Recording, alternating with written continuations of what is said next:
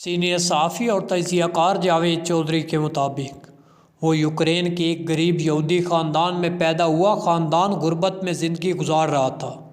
گھر میں بجلی تھی، گیس تھی اور نہ ہی پانی تھا۔ گرمیاں خیریت سے گزر جاتی، لیکن یہ لوگ سردیوں میں بھیڑوں کے ساتھ سونے پر مجبور ہو جاتے۔ اس غربت میں 1992 میں زیادتی بھی شامل ہو گئی۔ یوکرین میں یہودیوں پر ایک بار پھر ظلم شروع ہو گیا۔ والدہ نے نقل مکانی کا فیصلہ کیا، لیکن والد نے وطن چھوڑنے سے انکار کر دیا۔ ماں نے بیٹے کا ہاتھ تھاما، اٹیچی کیس میں بیٹے کی کتابیں بھری۔ یہ دونوں امریکہ آ گئے۔ کیلیفورنیا ان کا نیا دیش تھا۔ امریکہ میں ان کے پاس مکان تھا، روزگار تھا اور نہ ہی کھانے پینے کا سامان۔ یہ دونوں ماں بیٹا مکمل طور پر خیرات کے سہارے چل رہے تھے۔ امریکہ میں فوڈ سٹیمپ کے نام سے ایک فلاحی سلسلہ چل رہا ہے۔ حکومت انتہائی غریب لوگوں کو کھانے پینے کی اشیاء خریدنے کے لیے فوڈ سٹیمپ دیتی ہے۔ یہ سٹیمپ امریکی خیرات ہوتی ہے۔ یہ لوگ اتنے غریب تھے کہ یہ زندگی بچانے کے لیے خیرات لینے پر مجبور تھے۔ جین قوم کے پاس پڑھائی کے علاوہ کوئی چارہ نہیں تھا۔ یہ پڑھنے لگا۔ وقت گزرنے کے ساتھ ساتھ پڑھائی مہنگی ہونے لگی۔ فوڈ سٹیمپ میں گزارا مشکل ہو گیا۔ جین قوم نے پارٹ ٹائم نوکری تلاش کی۔ خوش قسمتی سے اسے ایک گروسری سٹور میں سویپر کی ملازمت مل گئی۔ سٹور کے فرش سے لے کر باتھ روم اور دروازوں کھڑکیوں سے لے کر سڑک تک صفائی اس کی ذمہ داری تھی۔ وہ برسوں یہ ذمہ داری نبھاتا رہا۔ وہ 18 سال کی عمر میں کمپیوٹر پروگرامنگ کے خبط میں مبتلا ہو گیا۔ یہ شوق اسے یونیورسٹی لے گیا۔ وہ 1997 میں یاہو میں بھرتی ہوا۔ اس نے 9 سال تک سر نیچے کر کے یاہو میں گزار دیے۔ 2004 میں فیس بک آئی۔ یہ آہستہ آہستہ مقبول ہوتی چلی گئی۔ یہ 2007 میں دنیا کی بڑی کمپنی بن گئی۔ جین قوم نے فیس بک میں اپلائی کیا، لیکن فیس بک کو اس میں کوئی پوٹینشیل نظر نہ آیا۔ وہ یہ نوکری حاصل نہ کر سکا۔ وہ مزید 2 سال یاہو میں رہا۔ وہ نیا آئی فون خریدنا چاہتا تھا، لیکن حالات اجازت نہیں دے رہے تھے۔ اس نے تھوڑے تھوڑے پیسے جمع کیے اور نیا آئی فون خرید لیا۔ یہ آئی فون آگے چل کر اس کے لیے سونے کی کان ثابت ہوا۔ جین قوم نے فون استعمال کرتے کرتے سوچا، میں کوئی ایسی اپلیکیشن کیوں نہ بناؤں جو فون کا متبادل بھی ہو، جس کے ذریعے SMS بھی کیا جا سکے، تصاویر بھی بھجوائی جا سکے، ڈاکومنٹس بھی روانہ کیے جا سکے اور جسے ہیک بھی نہ کیا جا سکے۔ یہ ایک انوکھا آئیڈیا تھا۔ اس نے یہ آئیڈیا اپنے ایک دوست کے ساتھ شیئر کیا۔ یہ دونوں اسی آئیڈیا پر کام کرنا شروع ہو گئے۔ یہ کام کرتے رہے یہاں تک کہ یہ 2 سال میں ایک اپلیکیشن بنانے میں کامیاب ہو گئے۔ یہ ایپ فروری 2009 میں لانچ ہوئی اور دیکھتے ہی دیکھتے مقبولیت کی حدیں کراس کر گئی۔ یہ اپلیکیشن واٹس ایپ کہلاتی ہے۔ فروری 2014 میں فیس بک بھی واٹس ایپ کی خریداری کے دور میں شامل ہو گئی۔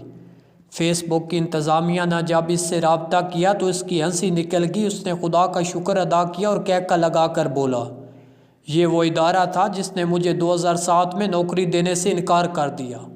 وہ دیر تک ہنستا رہا۔ اس نے اس ہنسی کے دوران فیس بک کو ہاں کر دی۔ جین قوم نے ایک اپلیکیشن $19 ارب میں فروخت کی۔ جین قوم نے فیس بک کے ساتھ سودے میں صرف ایک شرط رکھی، میں فوڈ سٹیمپ دینے والے ادارے کے ویٹنگ روم میں بیٹھ کر دستخط کروں گا۔ فیس بک کے لیے یہ شرط عجیب تھی۔ یہ لوگ یہ معاہدہ اپنے دفتر یا اس کے آفس میں کرنا چاہتے تھے، لیکن وہ ڈٹ گیا، یہاں تک کہ فیس بک اس کی ضد کے سامنے پسپائی اختیار کرنے پر مجبور ہو گئی۔ ایک تاریخ طے ہوئی۔ فیس بک کے لوگ فلائی سینٹر پہنچے۔ وہ ویٹنگ روم کے آخری کونے کی آخری کرسی پر بیٹھا ہوا رو رہا تھا۔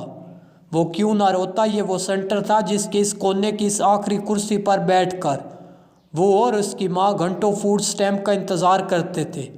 یہ دونوں کئی بار بھوکے پیٹ یہاں آتے اور شام تک بھوکے پیاسے یہاں بیٹھے رہتے۔ ویٹنگ روم میں بیٹھنا اذیت ناک تھا، لیکن اس سے بڑی اذیت کھڑکی میں بیٹھی خاتون تھی۔ وہ خاتون ہر بار نفرت سے ان کی طرف دیکھتی تھی۔ طنزیہ مسکراتی تھی اور پوچھتی تھی، تم لوگ کب تک خیرات دیتے رہو گے؟ تم کام کیوں نہیں کرتے؟ یہ بات سیدھی ان کے دل میں ترازو ہو جاتی، لیکن یہ لوگ خاموش کھڑے رہتے۔ خاتون انہیں سلپ دیتی، ماں کاغذ پر دستخط کرتی۔ یہ لوگ آنکھیں پوچھتے ہوئے واپس چلے جاتے۔ وہ برسوں اس عمل سے گزرتا رہا، لہٰذا جب کامیابی ملی تو اس نے اپنی زندگی کی سب سے بڑی کامیابی اس ویٹنگ روم میں منانے کا فیصلہ کیا۔ اس نے $19 بلین کی ڈیل پر فوڈ اسٹیمپ کے انتظار میں بیٹھے لوگوں کے درمیان بیٹھ کر دستخط کیے، چیک لیا اور سیدھا کاؤنٹر پر چلا گیا۔ اسٹیمپ دینے والی خاتون آج بھی وہاں موجود تھی۔ جین نے $19 بلین کا چیک اس کے سامنے لہرایا اور ہنس کر کہا، "آئی گاٹ اے جاب"، اور سینٹر سے باہر نکل آیا۔ یہ ایک غریب امریکی کے عزم و ہمت کی انوکھی داستان ہے۔ یہ داستان ثابت کرتی ہے آپ اگر ڈٹے رہیں، محنت کرتے رہیں، ہمت قائم رکھیں تو اللہ تعالیٰ آپ کے لیے کامیابی کے دروازے کھولتا چلا جاتا ہے۔ جین قوم نے وطن چھوڑا، والد نے ساتھ جانے سے انکار کیا۔ وہ بیچارہ بیٹے اور بیوی کی صورت کو ترستا ہوا 1997 میں یوکرین میں انتقال کر گیا۔ جین نے خیرات لے کر تعلیم حاصل کی، گروسری اسٹور پر سویپر کا کام کیا۔ وہ آخر میں اللہ تعالیٰ کے کرم سے کھرب پتی بن گیا۔ یہ داستان جین قوم کے عزم و ہمت کی دلیل ہے۔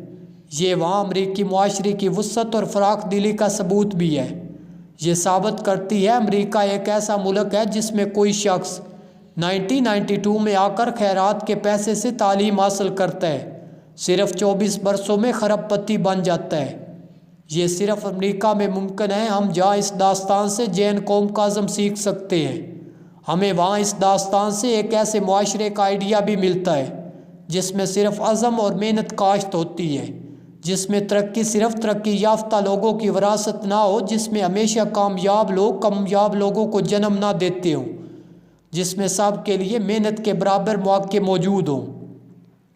میں جب بھی جین قوم جیسے لوگوں کی داستان پڑھتا ہوں، میرا دل دکھ سے بھر جاتا اور میں سوچتا ہوں ہم مسلمان کس قدر بدقسمت ہیں۔ ایسے فراخ دل معاشرے کا خواب ہمارے رسول صلی اللہ علیہ وآلہ وسلم نے دیکھا تھا، لیکن یہ معاشرہ ٹرمپ جیسے لوگوں کے حصے آیا۔ ہم مسلمان ایسے معاشرے کب بنائیں گے؟ ہم اپنے رسول کی خواہش کب پوری کریں گے؟ ہمارے معاشروں میں جین قوم جیسے لوگ کب پیدا ہوں گے؟ ہم کب $19 بلین مالیت کی اپلیکیشنز بنائیں گے؟ سینئر صحافی اور تجزیہ کار جاوید چودھری کے مطابق وہ یوکرین کے ایک غریب یہودی خاندان میں پیدا ہوا۔ خاندان غربت میں زندگی گزار رہا تھا۔ گھر میں بجلی تھی، گیس تھی اور نہ ہی پانی تھا۔ گرمیاں خیریت سے گزر جاتی، لیکن یہ لوگ سردیوں میں بھیڑوں کے ساتھ سونے پر مجبور ہو جاتے۔ اس غربت میں 1992 میں زیادتی بھی شامل ہو گئی۔ یوکرین میں یہودیوں پر ایک بار پھر ظلم شروع ہو گیا۔ والدہ نے نقل مکانی کا فیصلہ کیا، لیکن والد نے وطن چھوڑنے سے انکار کر دیا۔ ماں نے بیٹے کا ہاتھ تھاما، اٹیچی کیس میں بیٹے کی کتابیں بھری۔ یہ دونوں امریکہ آگے، کیلیفورنیا ان کا نیا دیش تھا۔ امریکہ میں ان کے پاس مکان تھا، روزگار تھا اور نہ ہی کھانے پینے کا سامان۔